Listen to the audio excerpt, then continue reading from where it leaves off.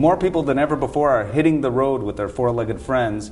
Dr. GreggTakashima is here to talk about that with us. So, you're about to travel and you want to bring your pet with you.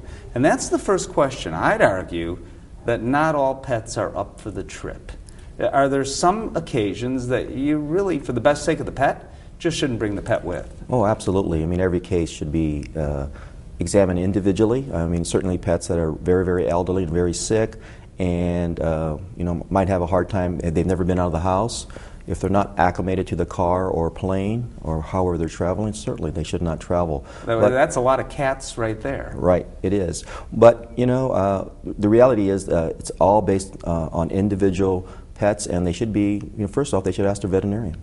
That's a great point, because your veterinarian knows your pet. And the question that I get asked more often than anything else is, do I drug my pet? Okay. Well, if you're drugging your pet, I'm suspecting your pet's not having a good time. Right.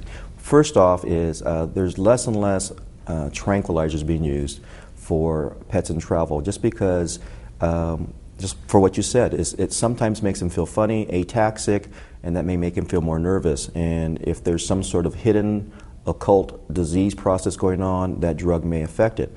But on the other hand, if your pet is going to hurt itself and you need to travel with your pet, then we do that. Which is why, again, going to the veterinarian is a good idea. Right. There's something called the dog-appeasing pheromone, and there's feel-away. These are sort of like aromatherapy for your pet, is a good way to put it, I think.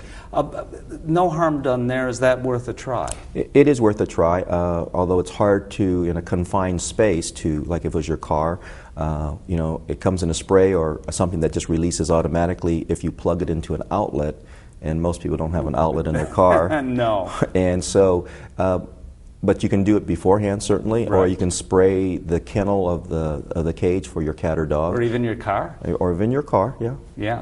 The side effects for people are kind of not totally known yet. I mean, some people have been known to try to bark and scratch at their head with their legs, but other than that... He's not telling the truth. No. You don't mean that. I don't. I'm sorry. Now, when you get to the destination, or let me rephrase that, before you get to the destination, do you call that destination and say, do you allow pets? Now, if you're staying with Grandma, you know. But what if you're staying at a hotel and motel? Well, because you probably went to the veterinarian first and had a physical exam and made sure your pet was healthy, your veterinarian can help you answer that question. They can direct you to many, many websites that will tell you about pet-friendly hotels along the way, pet-friendly restaurants and bars, and of course, for Grandma, I think you need to call Grandma. And what if Grandma has other pets? Again, not always a good idea to introduce your pet. Might not be fair to that other pet. Right, and that's something, that the veterinarian can help make that decision based on his or her knowledge of that pet's personality. We won't know Grandma's pets, of course, but we could ask about the situation. And for the most part, I think most times I see it seems to work out if they are, animal savvy people. So should be not a problem. Now, one way to do it is by car. Another way to do it is by air. By air, if you have a dog that's small enough, might be able to go in the cabin with you. But what if you have or a cat? What if you have a large dog? Do you advise against traveling, unless you really need to, where they're held in cargo? Yes. I don't know if I advise against it, but I advise that the client get educated on how that carrier transports that very valuable family member.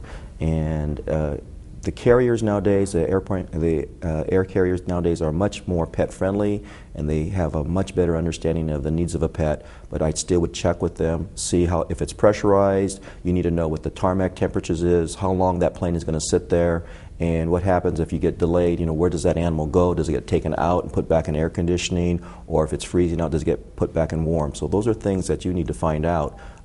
Certainly, we need to be advocates for the pet. But my experience has been is that overall they've been better than they have in the last few years, and certainly I see more animals traveling more than ever than before, at least through my practice. So. Yeah, lots of tips about traveling with your pet.